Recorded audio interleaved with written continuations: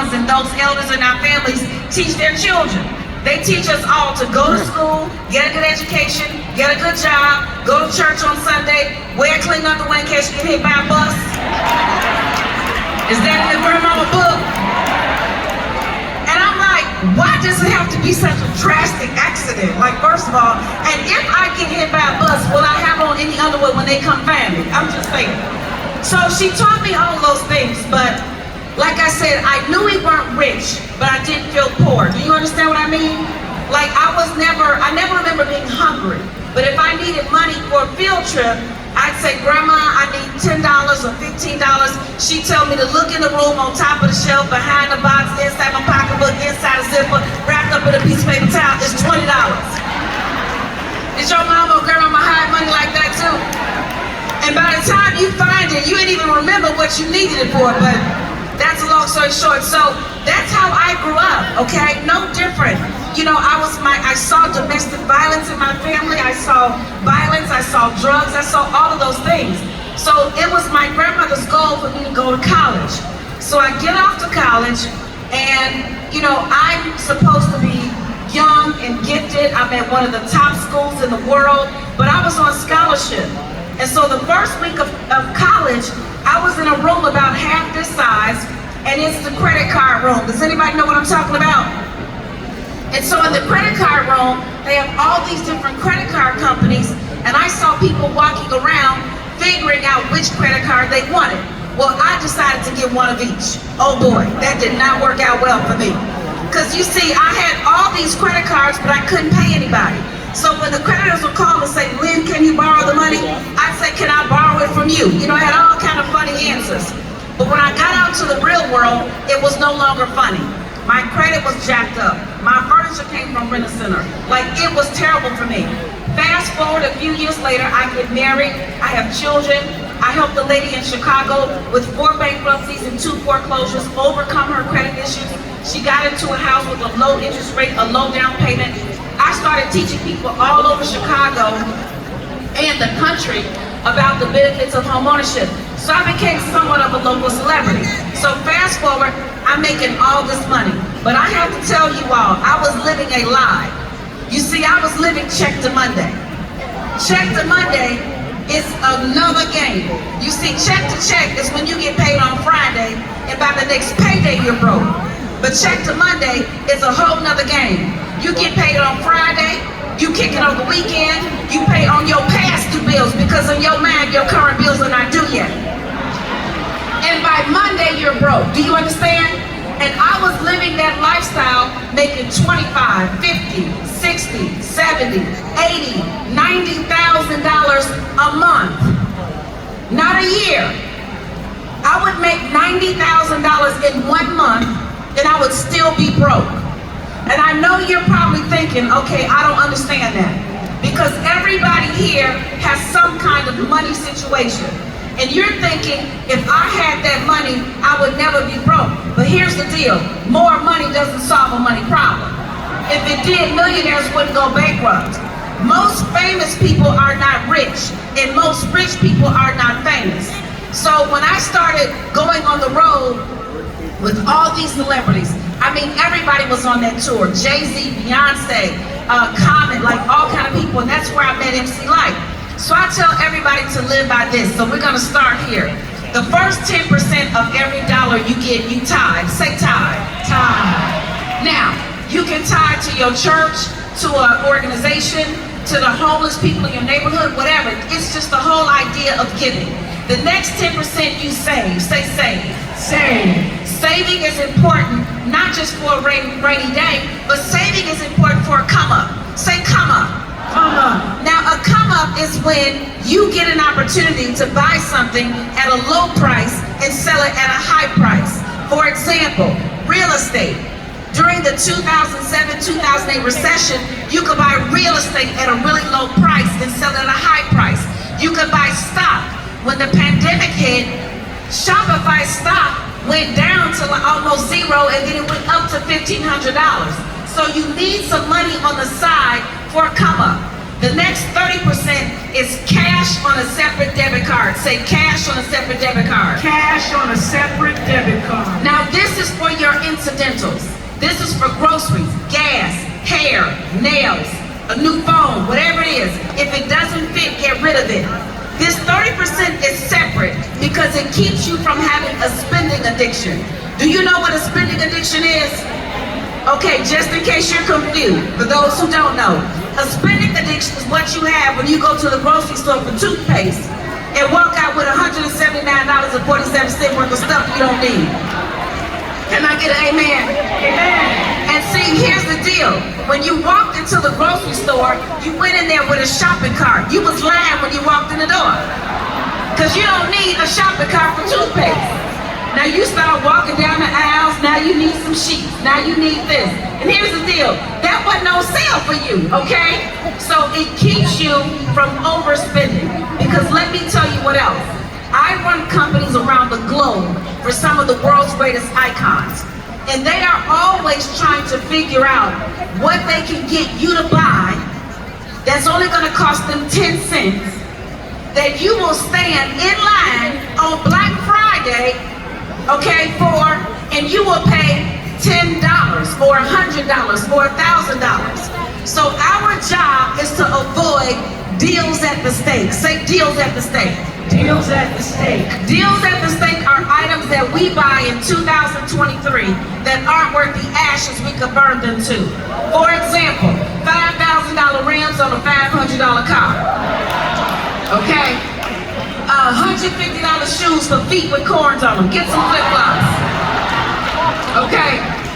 You know, and listen, ladies, no matter what has ever happened in the world, no matter what has ever happened, it doesn't matter if it was a depression, a recession, a pandemic, anything. Not one purse company has ever gone out of business. Think about that. Okay? So from this day forward, we will live by the universal purse test, which says this: if the purse costs more than the amount of money you can keep in it on a regular basis, leave it on the rack. Leave it on the rack. You go to the purse, $500 purse, sell. Do you usually have $500? $20 purse, sell. That's usually how much you get. That's the purse that you get off the rollback rack. And here's the deal about this. It's not that we don't have the wealth of other cultures because we're not smart enough. Anything we do better. As women, as people of color, or whatever it is. It's because we have been taught that when we get some money, we're supposed to show the world we got it. If we show the world that we got it with furniture and jewelry and clothing, things that go down in value. But I need you to understand this today. Post-pandemic, if you are here, now is your time. The harvest is here, the time is now. It's your season to win. Because rich people stay rich because they act poor. And poor people stay poor because they act rich. And poor people stay poor acting rich in front of other poor people, which is real crazy. That's real crazy, right? So I want you to get like me. I used to care about what people think, but you gotta forget what people think. And that's one of the principles that I instilled in life. I mean, she has 30 years in the business, but I wanted her to not worry about what people think and worry more about what their bank account looks like, okay? So the first 10%, you do what? Time. The next 10%, Save. 30%, Cash on a debit card. yes, cash on a separate debit card so you won't have a spending addiction. And the remaining 50% stays in your checking account for your bills. Give yourselves a round of applause. Woo! Wow. You just broke that thing down. That was the first thing that helped me so much was the 10, 10, 30, 50. I know what to do when I know what to do, right? Okay, so but I do have a little question, and maybe someone in the audience does too. What about if the 30% doesn't fit all of your incidentals? Like, how do you? Okay, so here's the deal, because you might be doing the math now, and I'm going to give you some stuff at the end. We've given away scholarships. We got a lot of stuff to give away. But if the 30% does not cover your incidentals, that means you have to subtract. That means you have to get rid of some things. That means you might not be able to go to the concert. You might not be able to hang out with your friends this weekend. You might not be able to do some of the things. You're gonna have to give up something. And It was probably as many people as this. It was a big old event for Essence. And one young lady, she came down. She said, okay, Dr. Lynn, I'm gonna take some questions from y'all later. She came down, she said, okay, Dr. Lynn, I get it. I can do this budget. She said, but here's the problem. The 30%, that's just enough of my hair. I said, okay, well, get your hair done. And when you die of starvation because you don't have no money for food, we gonna look in your casket and say, her hair sure was sharp. Yeah, so, she got it. But, I mean, that's kind of funny and she got it. But the truth is, we are killing our dreams. We're killing our bank accounts. We're killing our future. And what's happening is we're killing our own potential because of the choices that we make. So we got to keep it real. Yes, give it up for Dr. Lynn. She's dropping these priceless gems on us. So Dr. Lynn, tell us, why is it important to have multiple streams of income? Okay, so multiple streams of income. This, we were taught to go to school, get a good education, and get a good job. But the truth is that does not work, all right? Because there are people who have bachelor's degrees, master's degrees, and PhDs who are broke as I'll get out. I was one of them. My degrees were in money and finance and business, and I was still broke. What we're supposed to be doing is learning how to create jobs. And you need multiple streams of income because one stream of income is hazardous to your health. If you only have one stream of income, then if something happens to that job, they were threatening a government shutdown. But remember in 2019, it actually happened. The government actually did shut down. People are on strike. So there really is no safe industry. It doesn't matter if you're a teacher, a doctor, but during the pandemic, doctors couldn't go in. So there are things that you can do. But the most important reason why you need multiple streams of income is so you can get your money back. Say, get your money back. Get your money back. Now let me tell you what I mean by that. If you went to the grocery store and you bought $250 worth of groceries, and you came home and you ate your groceries, and you ate everything and you used it all up, and the grocery store manager called you back next week and said, keep your groceries, but come back and get your $250, you would stop, drop, and roll. You'd leave me right now if they called you right now. Well, here's the deal. That's what the IRS says. The IRS says when you have a home-based business, that means your cooking business, your hair business, your nail business, your Uber business, your tutoring business, your house cleaning business, your gardening business, any business that you have.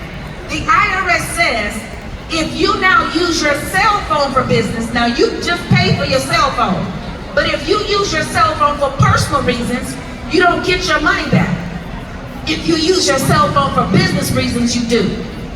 If you go out to eat for personal reasons, you call your friend, your best friend, you call your homie, you call your relative, you go out to eat, you don't get that money back. But if you go out to eat to discuss business relating to your home-based business, you do. The IRS says that over 400 times. Now, if you just think about the money that you spend on your cell phone, your light bill, your gas bill, when you get in your car, when you drive, your rent, all of these things that you're spending money on anyway, the only difference between you and me in life is that when you spend your money, it's just gone. But when we spend our money, we get it back.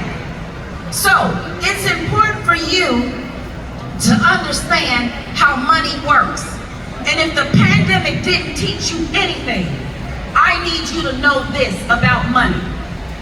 Everybody that I told to go out and get a home-based business, because I kept in touch with them and they were telling me what was going on, everybody that did what I told them to do was winning. And everybody who did not was losing. Let me give you an example. I had two hairstylists. One, she was a hairstylist at the salon. Every time she got paid, every time she collected money from Zelle or PayPal or whatever, she took that money, put it into her bank account. She added everything up, and then she deducted her expenses. She deducted her gas, her car, her cell phone, her computer, all that stuff. The other hairstylist, every time she got paid, She used that money to go buy something to eat. She used that money to go buy some more hair, some more products. So when the pandemic hit, and they said, it's time for you to apply for the PPP and the EIDL, the hairstylist who was tracking her stuff like a home-based business, she got over $60,000. The one who did not track her stuff, she had to wait for a $700 unemployment check. That's the difference. So when you have a business, when you have multiple streams of income, you are putting yourself in the driver's seat of the economy. And the economy cannot thrive without businesses. That's why the government and the way the money system is set up, it rewards people who have businesses. Because an economy without a business cannot thrive, just like a car without an engine cannot drive. So it's very important to have multiple streams of income, using all of your gifts and your talents.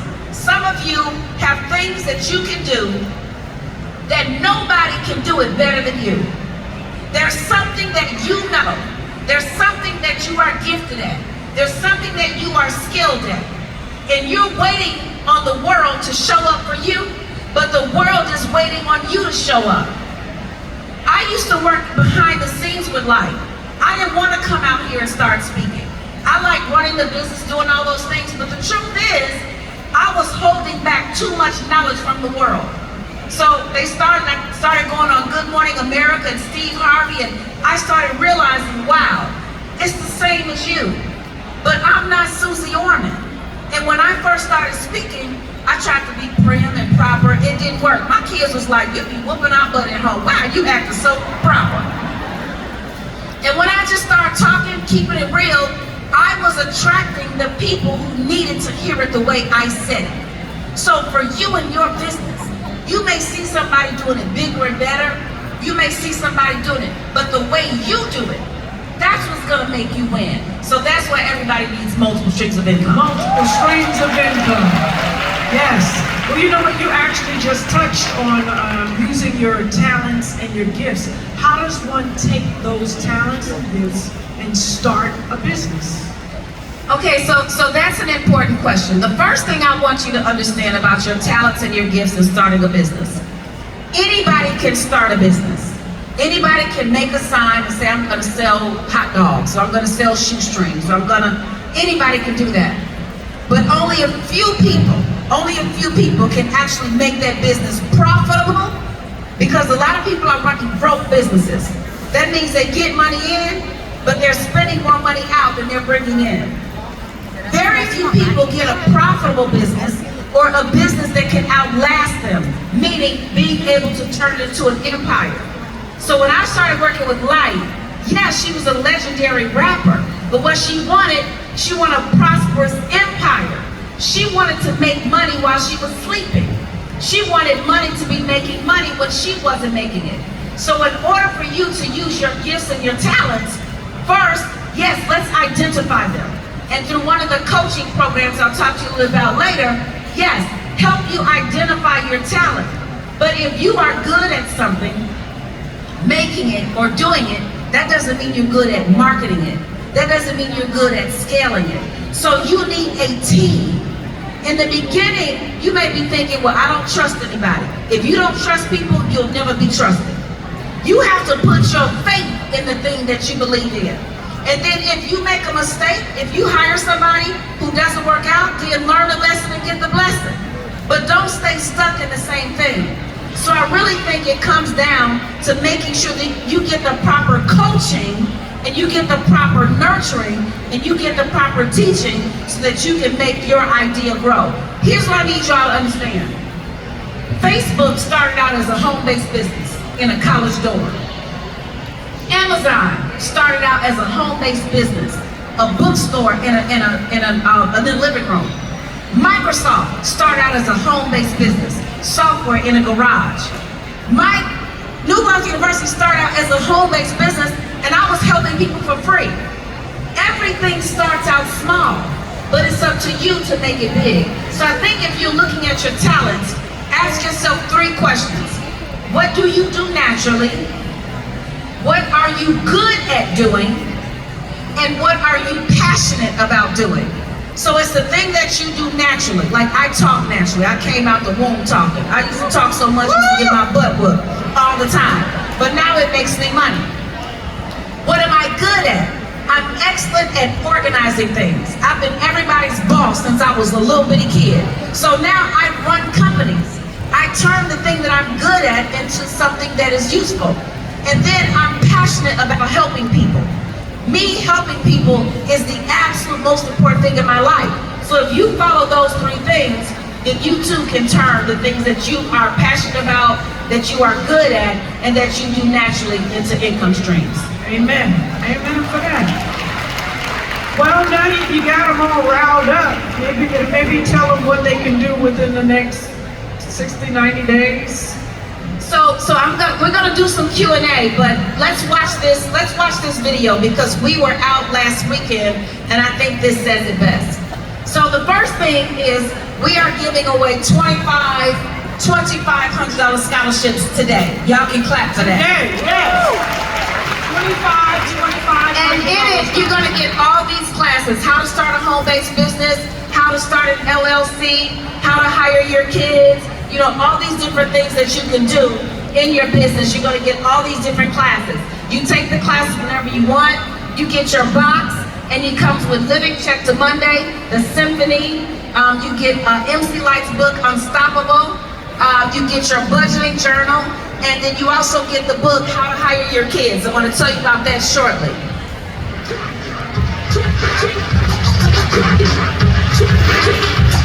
We are here. Dr. Lynn Richardson is here in the house, and we are going to have a great time today.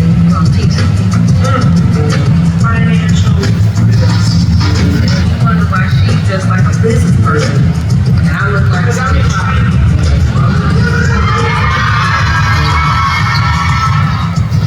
Whenever I have the opportunity for a show and tell, I like to bring Dr. Lynn Richardson to the stage. Come on, my sister. Hello. Lynn, let's just jump right into it. Before the pandemic, you told everyone they needed a home-based business, and now it's after the pandemic. What would you say is different? We want to get to the next level with your money. What the pandemic taught me and what we preach and talk about every day. Forget what people think. Because let me tell you something. Rich people stay rich because they act poor, and poor people stay poor because they act rich. Raped by the RS. A lot of people need help. So we're going to give away $2,500 scholarships today when we get off this stage. That is awesome.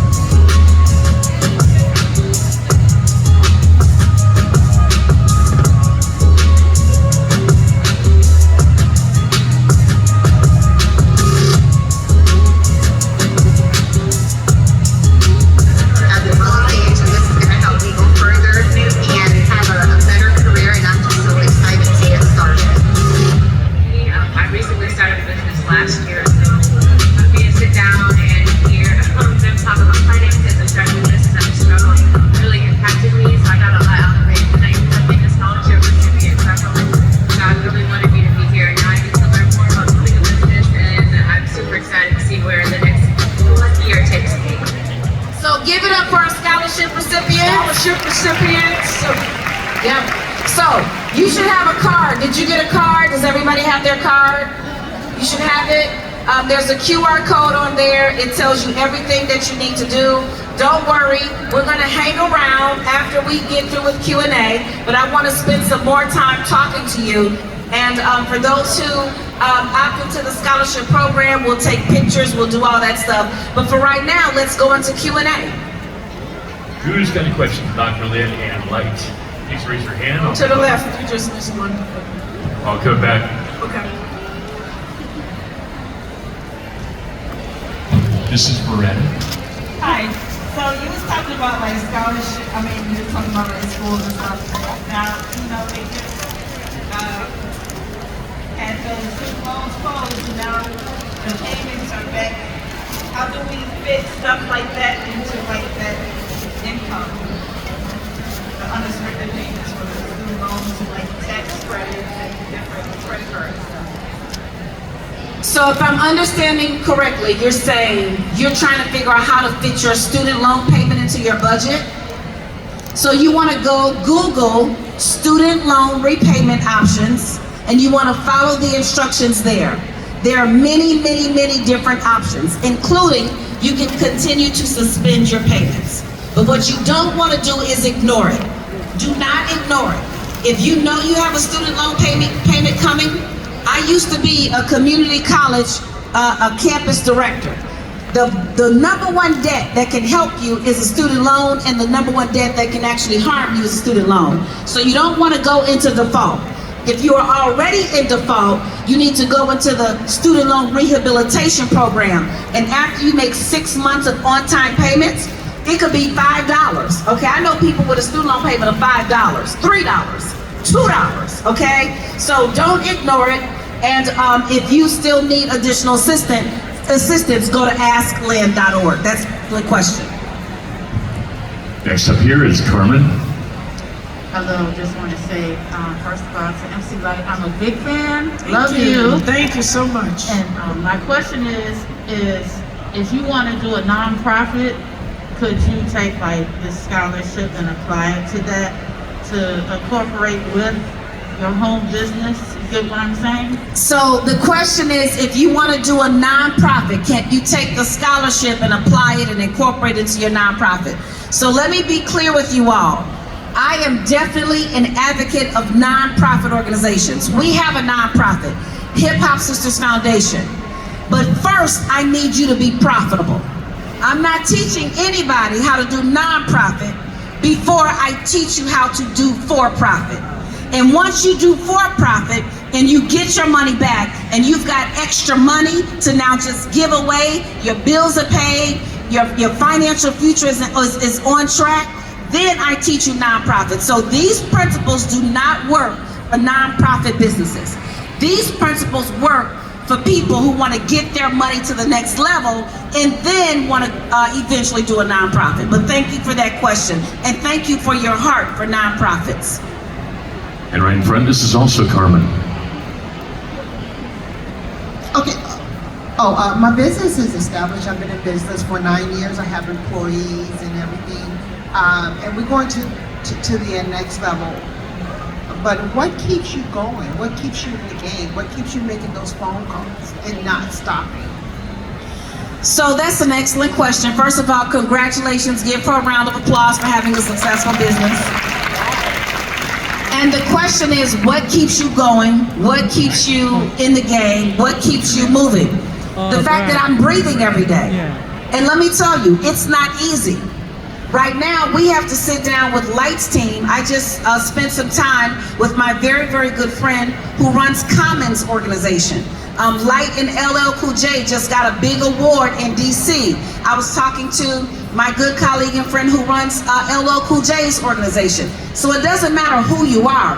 Everybody who's in business needs to eventually reignite. They need to recharge. Why? Because things are different. The business that you had before the pandemic is not the business that you had during the pandemic, and the business that you had during the pandemic is not the business that you have after the pandemic. During the pandemic, everybody was sitting at home, so I'd have 10,000 people on a Zoom call. But now everybody going outside, spending their money, right? So now I have to go to the people. So what keeps you going is this. I always tell everybody this, no matter what situation you are in, and this is true, and I am a pastor, all right? So I'm an ordained minister, went to seminary, graduated magna cum laude. This is my one thing that I tell everybody. Always ask God to teach you the lesson so you can get the blessing. No matter how bad it is, no matter how difficult you think it is, even if you think it's the end, always ask to learn the lesson. Because if you are willing to learn the lesson, that means you're gonna get information that you did not know. And realize this, my big brother Les Brown, who is my first mentor when I started speaking, he says this all the time. People fail in life because they don't know what they don't know and they think they know. So there are things that you don't even know you don't know. So always stay in the process and don't beat up on yourself. And of course, I would highly recommend that you take advantage of the scholarship so that you can get all of those tools, learn how to scale your business, and then also share them with your employees. Thank you for that question. And you know what? I'll piggyback off of that, coming from the entertainment and creative side. Is there's something else left to be done? That means if your business needs to expand in a certain way, things that you didn't think your business per se would handle, perhaps there's another leg or another arm or something that can help to expand. Because I've felt like that at times when I'm a hip hop artist. Okay, that's great, but what else is there that I want to do? It can't stop at just that. So even the wildest dreams of becoming a director, who's gonna hire me to be a director? Nobody, because I've never proven myself. Well, you know what? Let me shoot my own project so that I can show people that I am worthy of the opportunity. So it just takes expansion sometimes. So maybe there's another level for the business to go to and another service to offer. And one of the books, for those who get the scholarship, you just have to get your materials and they'll be shipped out right away and all that stuff, but you'll be able to take your picture. But one of the most important books, and I've had people who have 9-figure businesses said that this book helped them. This book is The Symphony, a guide to creating and balancing multiple streams of income. And even if you don't get the scholarship, if you go to their website, you can still get this book individually. But in this book, I am always challenging you. It's small because I don't like thick books, because people with money problems can't read that long. Am I telling the truth? Baby, we cannot read no 30,000 pages when we broke, or we figure stuff out. So in this book, I take you through an exercise where for each one of your businesses, you go through a process. Now, in a regular symphony at the orchestra, you have instruments. And when you play each instrument at the right time, it makes one beautiful sound. Well, in this book called The Symphony, I teach you increments.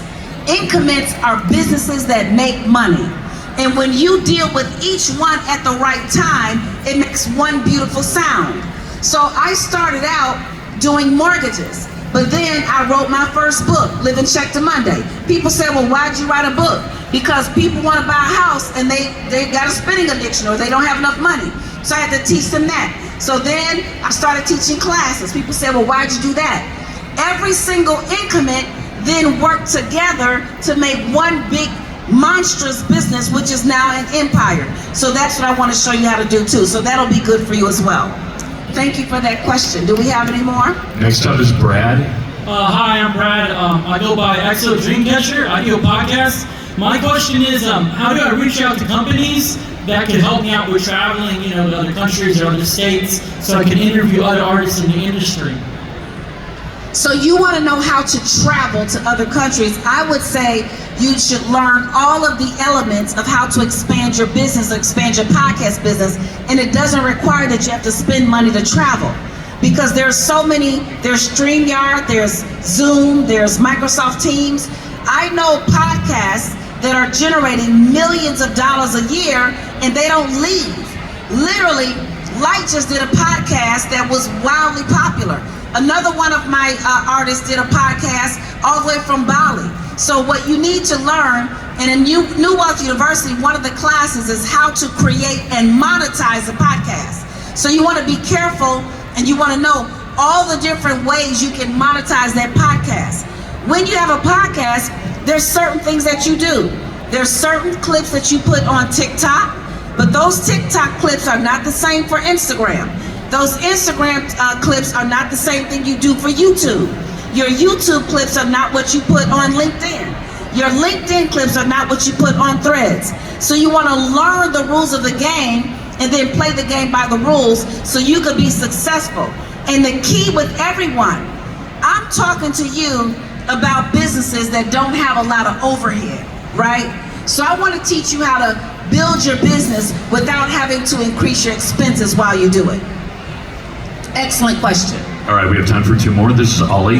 Hi, how you doing? My name is Ollie Hodges. I have a home-based business that I came up with during the pandemic. So this is alignment for me. I have a cleaning service, Lavinia Luminous, and I'm learning how to scale my business now. I've got clients just through the grace of God. I got a second chance. So my question was, do your scholarship allow people with second chances? I've been in prison for 10 years, domestic violence, and I'm out from Chicago. So when you said Chicago, that hit deep to me because I can see that the proof is in the pudding. Yes. Well, first of all, congratulations and give her a round of applause. Thank you for your transparency because it's not easy to admit when we're wrong. It was very easy, it was hard for me to admit that people thought I had all this money, but I was broke as a joke. It was embarrassing, but the truth is, you cannot fix what you will not face. And everybody has had a money problem, is having a money problem, or will have a money problem at some time in the future. So there is no shame in that. And everybody has done something that they wish they didn't do. There is no shame. So first, I just want to acknowledge that. The second thing that I'd like to say is learning how to scale your business. So they call me the brand builder. So, you know, I'll have all these executives and really smart people, and they'll tell me one thing, and I'll tell them 15 things. I can tell you right now, with a cleaning service, I would do a whole lot of things differently. The traditional is to get clients, go out and clean the building, or go out and clean the home. But I would have real-time cleaning, I'd have virtual cleaning, I'd have online classes, I'd be teaching people how to hire their kids so then they can start cleaning, I'd have cleaning checklists, I'd have all kind of things to hit people in many, many different ways. So even if they could not afford for me to come out physically, I'd have a whole library of other things that they could do and put those things in place one at a time. So I'd like everybody to think about that. I'll tell you this, during the pandemic, I was on Good Morning America, and you can go to my YouTube page, LibertySyn.tv, you can find it there. But a lady had a flower shop, and she was devastated because the flowers were gone and dead because we were in quarantine, and nobody was ordering flowers. So essentially, she went from having 6 figures a month to 0. I said, I want you to look at me. I said, what do flowers represent? She said, well, they bring people joy. I said, so you are not in the business of flowers, baby. You are in the business of bringing joy. Now, how can you bring joy from home? So I had all kind of stuff, okay? Only thing I didn't have is weed. We don't sell weed, okay? It's all illegal, because I know y'all like, oh yeah, okay. But no, the truth is, you just need somebody outside of yourself. And the problem with all of us is, and I know too, because I grew up with a strong black woman as a grandmother. Grandma B passed when she was almost 98, in 2019. But they taught us to be proud. Don't borrow anything. What goes on in this house stays in this house. But we're gonna be broke like that.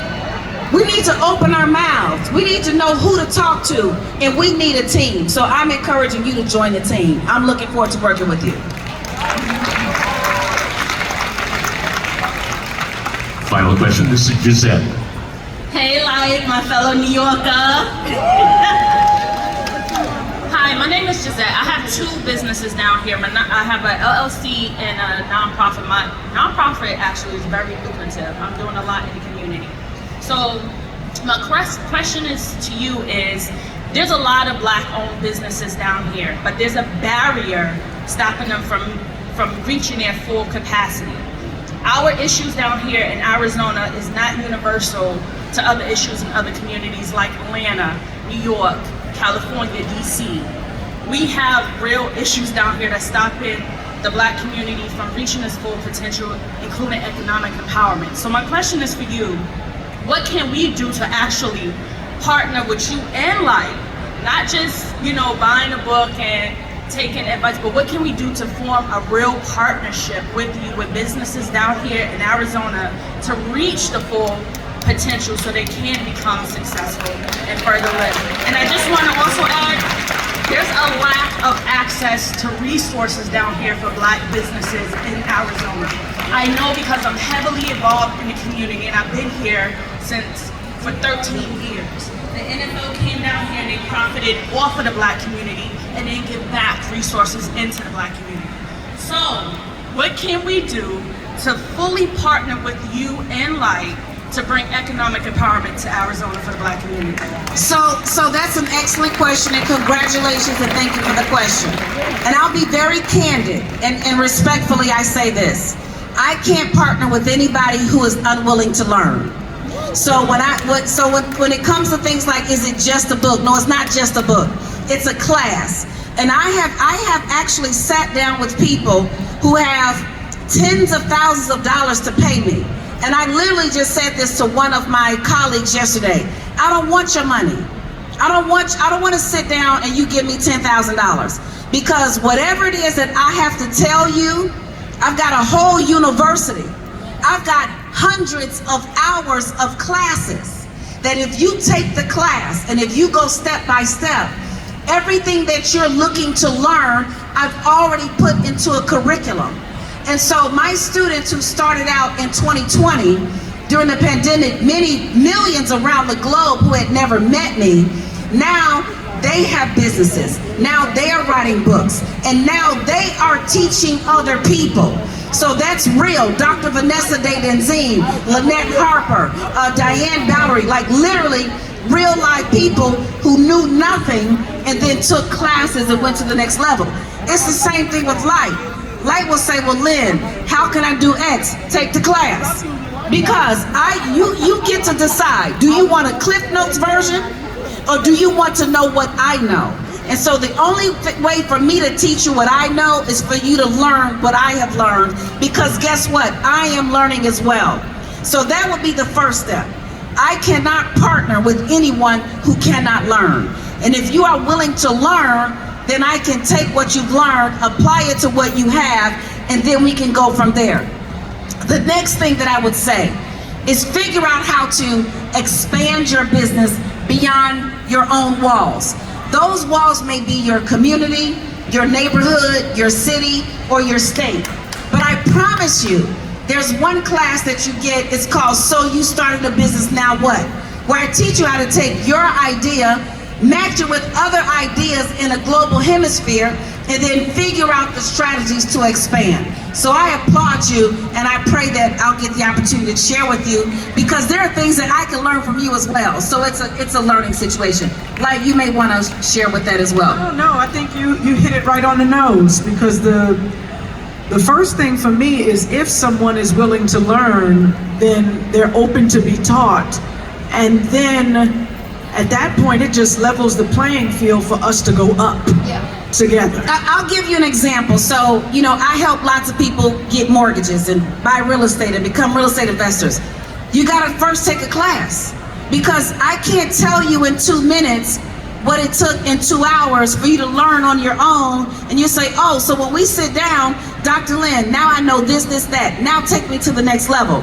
So when real estate agents want to partner with me, they got to take the classes. Because if you don't have a successful business, there's a reason why. So I want to help you plug those gaps. There's one thing I want to say to everybody, and this is very important. Not only should everybody have a home-based business, and congratulations on the LLC, the nonprofit, everybody should have at least one home-based business that operates as a sole proprietorship.